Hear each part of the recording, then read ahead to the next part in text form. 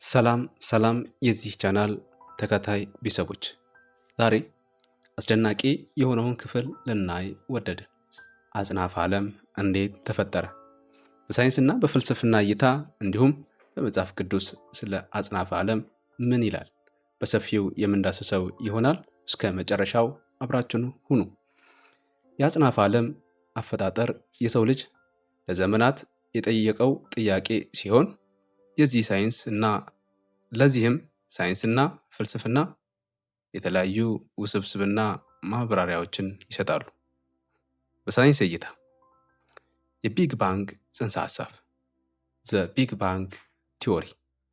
በሳይንስ ዘርፍ የአጽናፈ ዓለሙ አጀማመር ዋናው ተቀባይነት ያገኘው ጽንሰ ሐሳብ ታላቁ ፍንዳታ ቢግ ባንግ ነው። መነሻው ከ13.8 ቢሊዮን ዓመታት በፊት አጽናፈ ዓለሙ በሰፊው በሙሉ በእጅግ በጣም ትንሽ ትኩስና ጥቅጥቅ ባለ ነጥብ ሲንግላሪቲ ውስጥ እንደነበር ይገመታል። ይህ ነጥብ ስፍር የሌለው ሙቀትና እፍጋት ነበረው። ፍንዳታውና መስፋፋቱ በድንገት እና በፍጥነት እየሰፋ መሄድ ጀመረ። ይህ ፈጣን መስፋፋት ኮስሚክ ኢንፍሌሽን ተብሎ ይጠራል። ይህ መስፋፋት ዛሬ የምናየውን ሰፊ ቦታ ፈጠረ። ቅዝቃዜና የአተሞች መፈጠር። መስፋፋቱ እየቀጠለ ሲሄድ አጽናፈ ዓለሙ ቀዘቀዘ። መጀመሪያ ላይ ኃይልና ንዑስ አቶሚክ ቅንጣቶች ሰብ አቶሚክ ፓርቲክልስ ብቻ ነበሩት።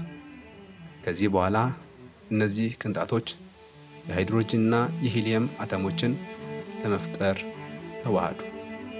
የኮስሚክ ማይክሮዌቭ ዳራ። አጽናፈ ዓለሙ ገና በለጋ ዕድሜው እጅግ በጣም ትኩስና ጥቅጥቅ ያለ ጭጋጋማ ፕላዝማ ነበር። ከ380 ሺህ ዓመታት በኋላ ግን ቀዘቀዘ።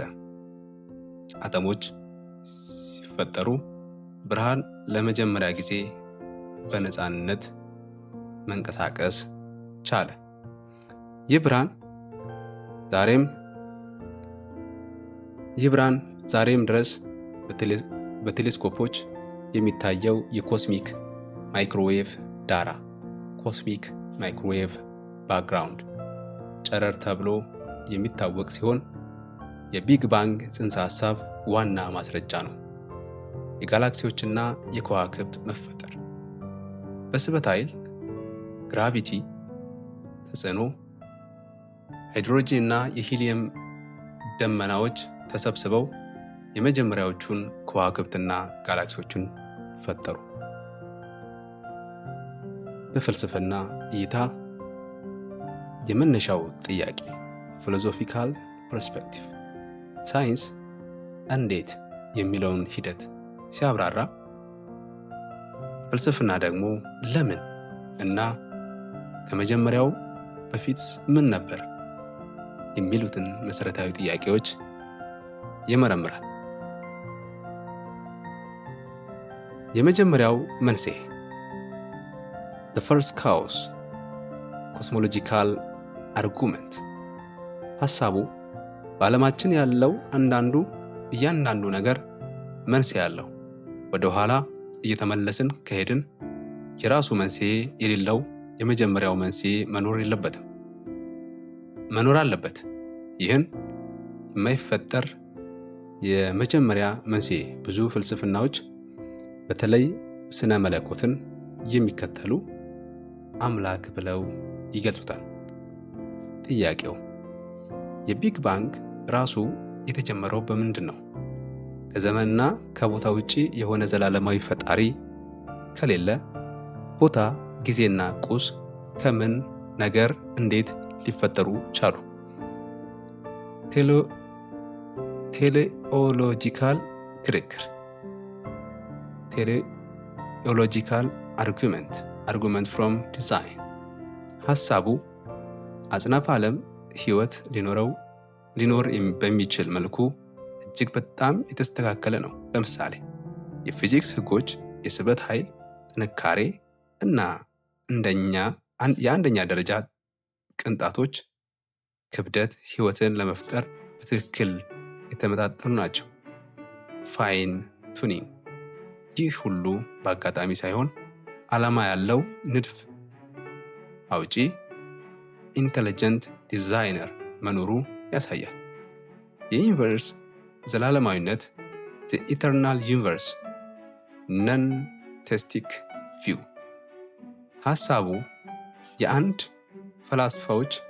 የአንዳንድ ፈላስፋዎች እና ሳይንቲስቶች እንደ ዘመናዊ የኳንተም ኮስሞሎጂ አንዳንድ ጽንሰ ሐሳቦች የአጽናፈ ዓለሙ ጅምርና መጨረሻ የሌለው ዘላለማዊ ሊሆን ይችላል ብለው ይከራከራሉ። ይህ አመለካከት ከመጀመሪያው በፊትስ ምን ነበር የሚለውን ጥያቄ በመሰረቱ ይሰርዘዋል።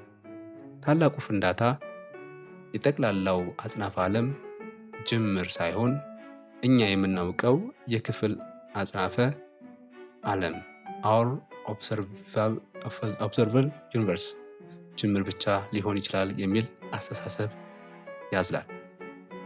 ከምንም ነገር የመፈጠር ችግር in nihilo nihili fit nothing came from nothing ሐሳቡ የጥንታዊ ግሪክ ፍልስፍና መሰረት የሆነው ይህ አመለካከት ምንም ነገር ከምንም ጋር ሊመጣ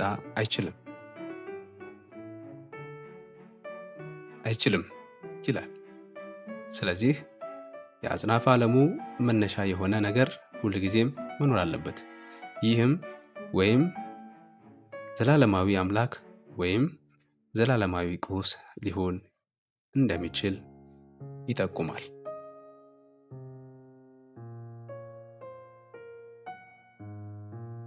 የእግዚአብሔር የፍጥረት ታላቅነት። ዓለም እንዴት ተፈጠረ? መጽሐፍ ቅዱስ ስለ ዓለም አፈጣጠር የሚናገረው ታሪክ በዘፍጥረት መጽሐፍ ይጀምራል።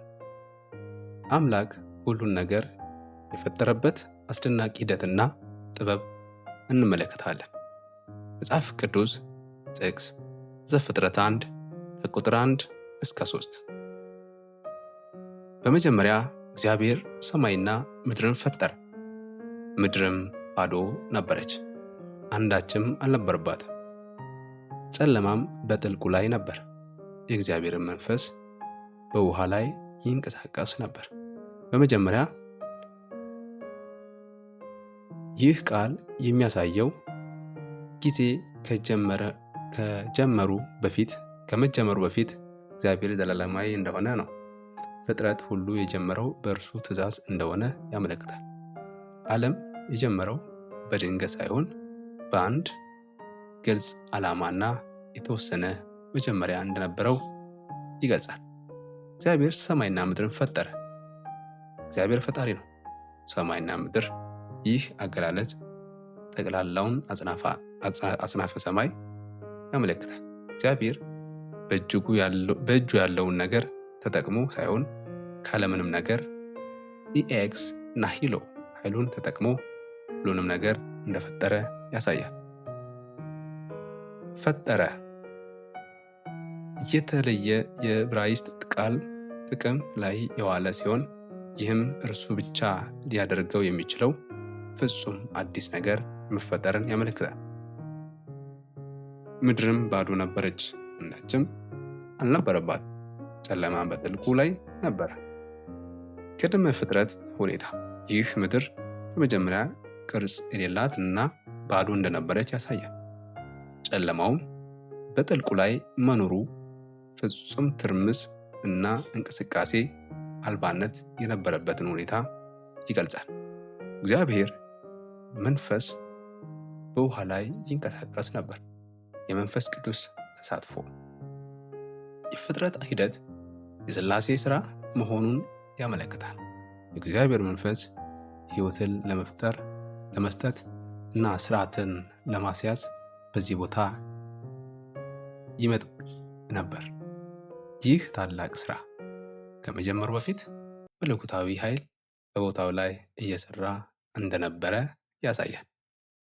እግዚአብሔርም ብርሃን ይሁን አለ፣ ብርሃን ሆነ። የቃሉ ኃይል።